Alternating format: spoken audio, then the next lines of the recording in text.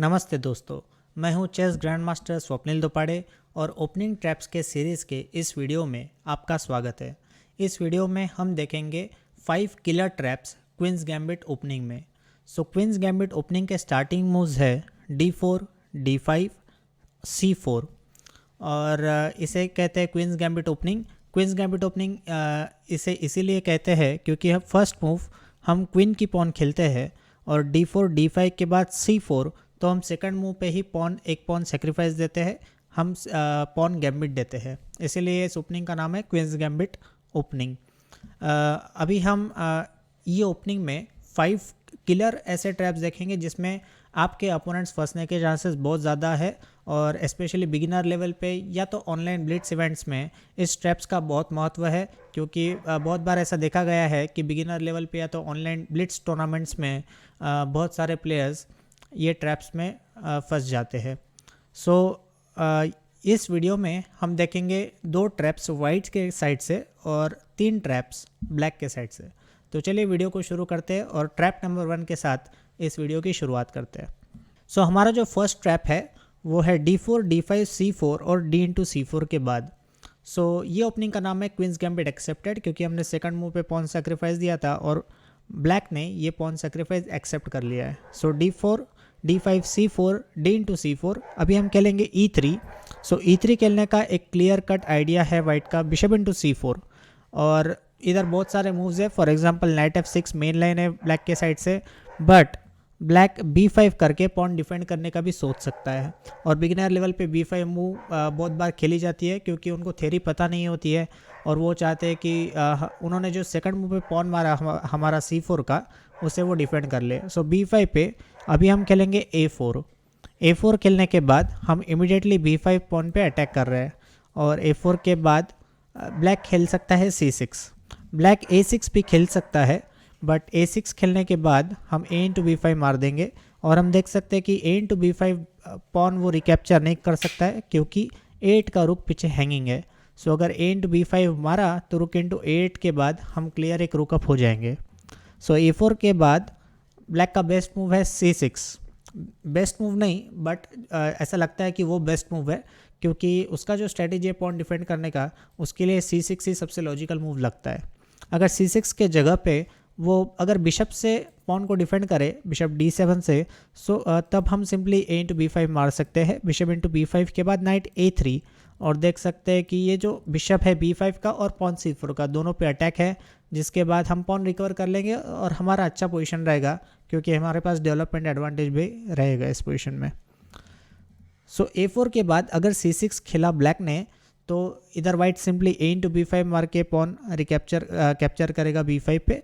Black ने अगर pawn recapture किया B5 पे C into B5 मार के, तो वाइट के पास इस पोजीशन में एक बहुत ही तगड़ी विनिंग मूव है और वो मूव है क्वीन F3।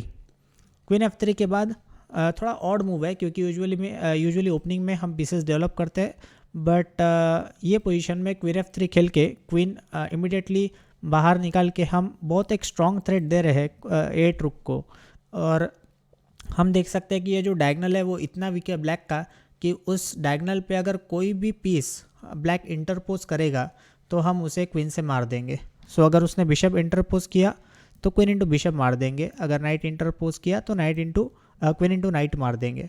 क्वीन F3 के बाद ब्लैक के पास कोई चांस नहीं है कि वो अपना पीस बचा सके और क्वीन F3 के बाद वाइट के पास एक क्लियर विनिंग एडवांटेज आ जाएगा।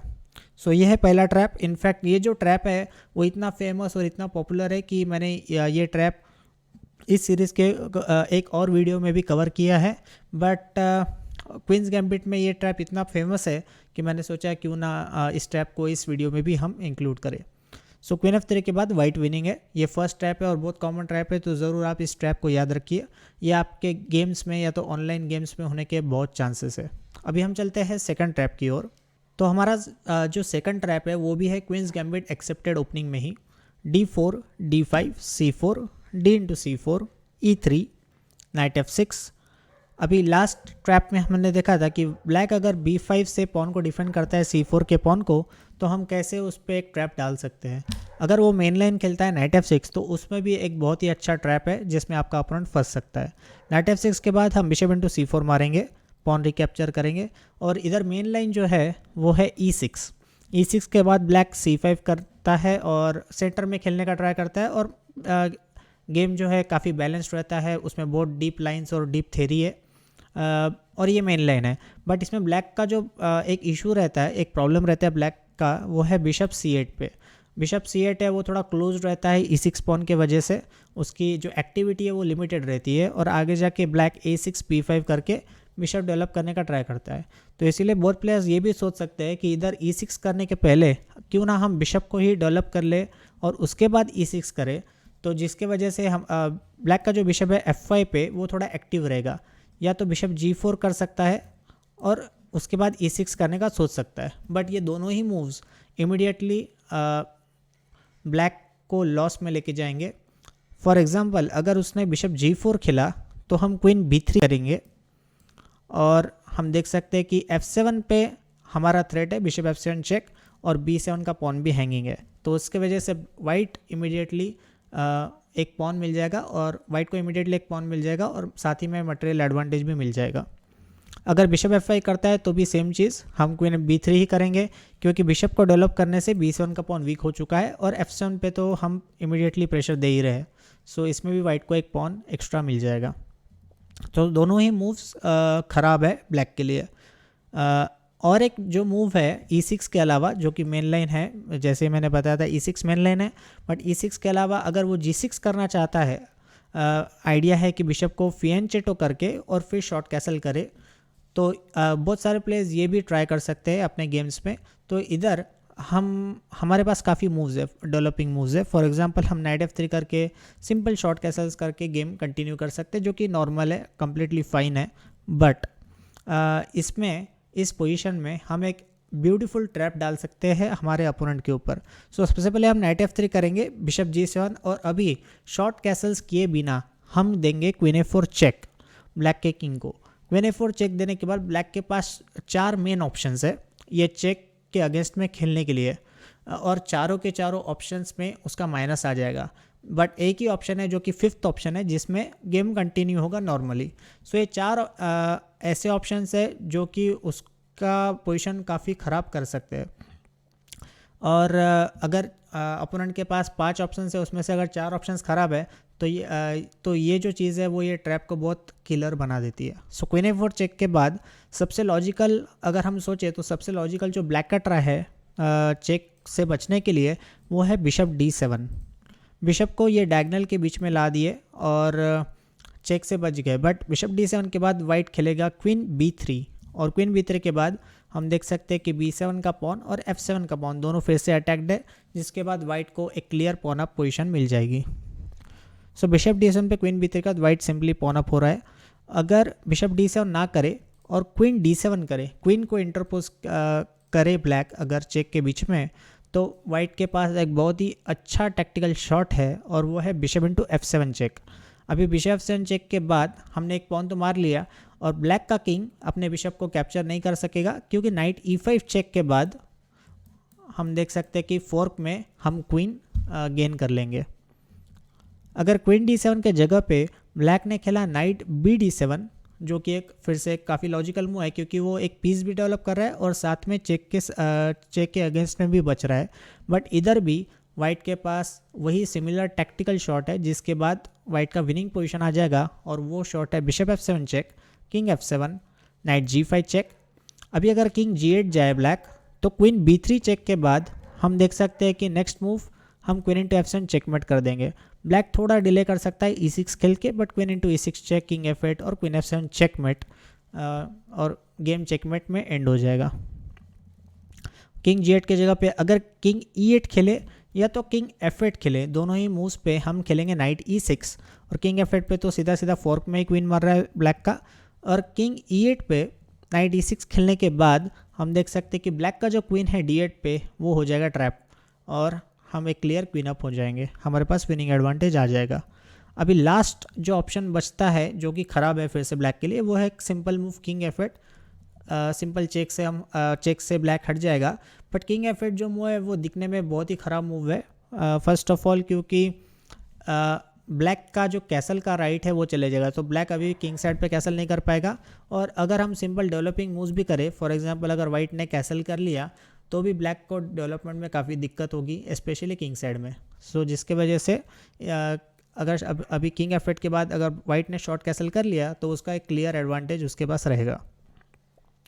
सो ये सारे मूव्स होने के बाद हमने 4 ऑप्शंस देखे इस पोजीशन में, bishop D7, queen D7, king F8 और नाइट BD7। ये 4 लॉजिकल ऑप्शंस थे, जिसके बाद ब्लैक का पोजीशन ख़राब आता है।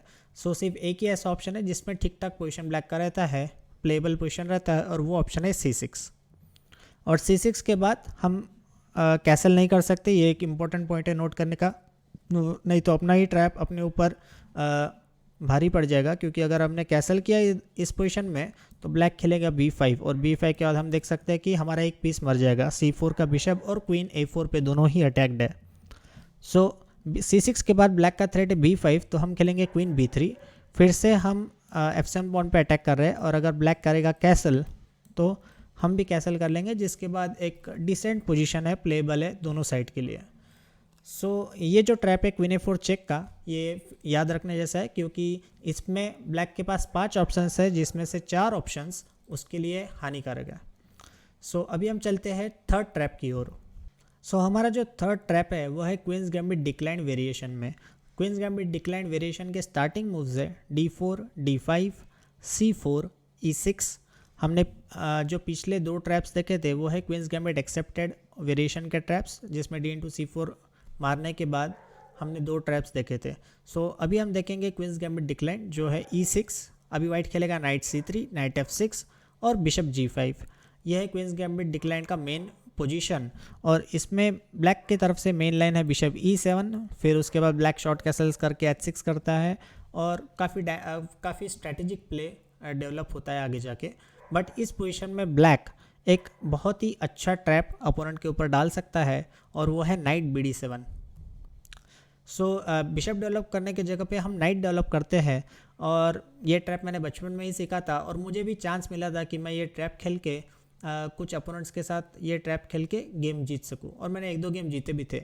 सो नाइट BD7 के बाद अभी इसमें ट्रैप क्या है, अगर कोई भी बिगिनर प्लेयर थोड़ा केयरफुली देखे तो वो देख सकता है कि C/D5, E/D5 के बाद ये जो D5 का पॉन है ये नाइट से डिफेंडेड है, बट ये जो नाइट है F6 का, ये फिलहाल बिशप G5 की वजह से उसका क्वीन D8 पे होने की वजह से पिन है। सो नाइट F6 से मूव नहीं कर पाएगा, तो इसीलिए वाइट इस पोजीशन में नाइट D5 एक पॉन मार सकता है स्ट्रेट अवे।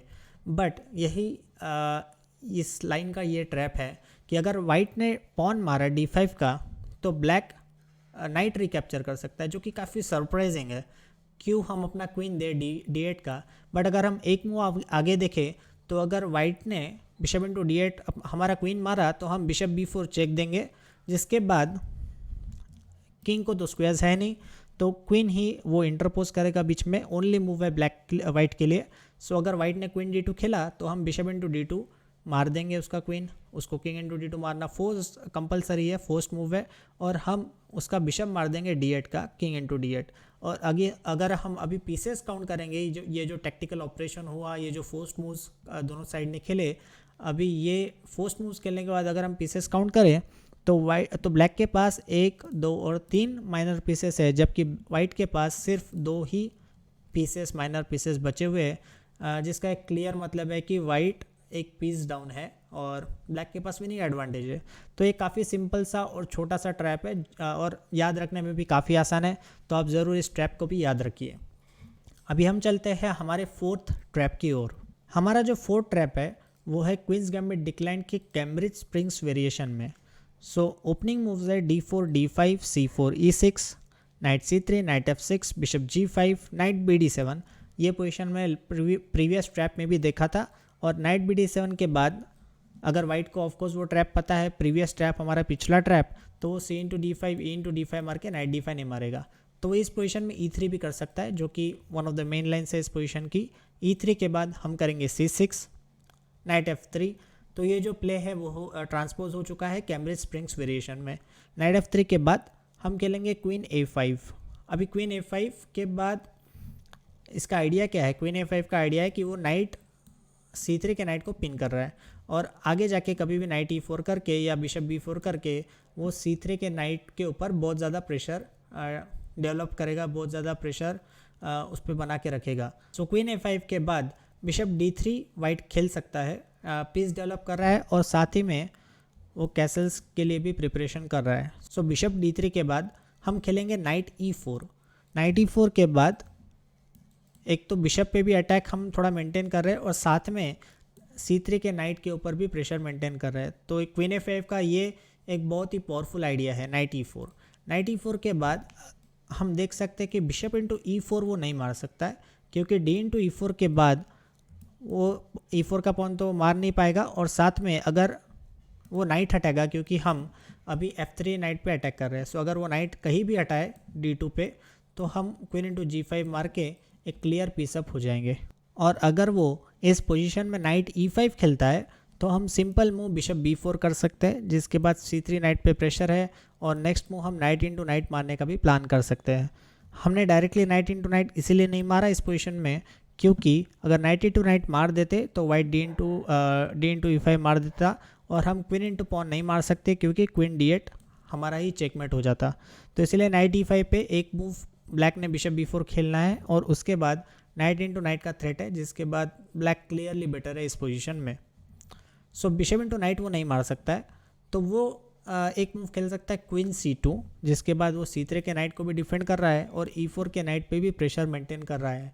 और यहीं पे एक बहुत ही क्लेवर एक ट्रैप छुपा हुआ है डबल अटैक का ब्लैक के साइड से।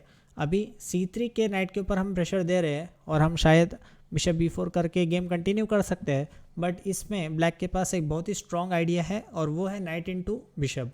नाइट इंटू बिशप के बाद वाइट नाइट इंटू नाइट मारेगा और अभी एक सिंपल विनिंग मूव है ब्लैक के पास और वो है पॉन इंटू पॉन।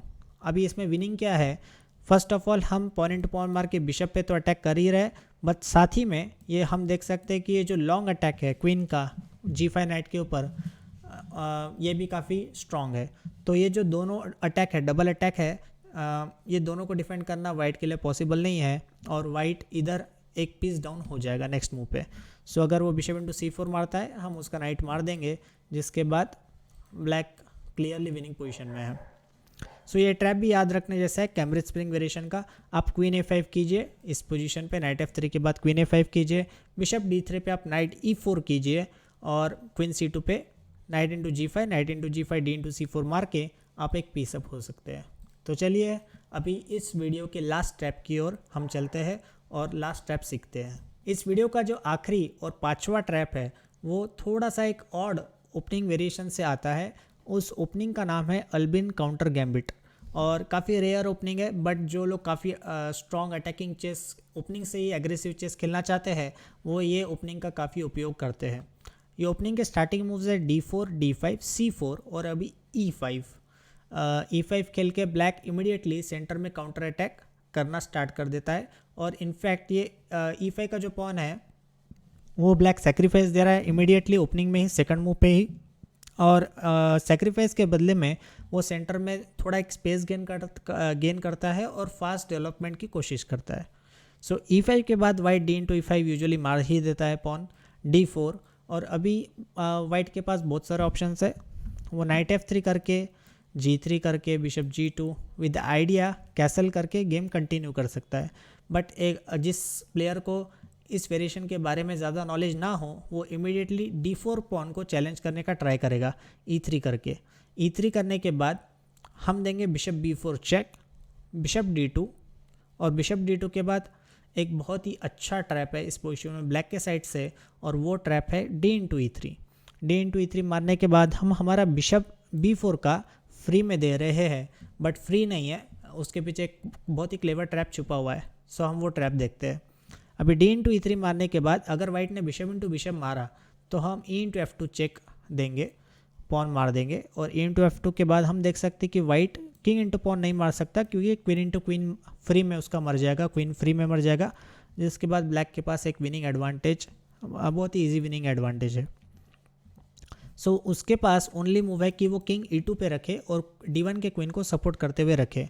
अभी अगर जो सबसे लॉजिकल मूव अगर हम देखें तो ये हमारे पास है F इंटू G1 मार के क्वीन बनाने के लिए। बट अगर हमने एफ इंटू G1 मार के क्वीन बनाया, उसका नाइट मार के क्वीन बनाया, तो वो क्वीन इंटू क्वीन पहले मारेगा, किंग इंटू क्वीन, और अभी रुक इंटू क्वीन। और अगर हम पीसेस फिर से काउंट करें तो हमारे पास भी 3 माइनर पीसेस है, और ब्लैक के पास, वाइट के पास भी 3 माइनर पीसेस है, 2 रुक्स है, इक्वल नंबर ऑफ पॉन्स है। सो हमें इसमें कुछ भी एडवांटेज नहीं मिला।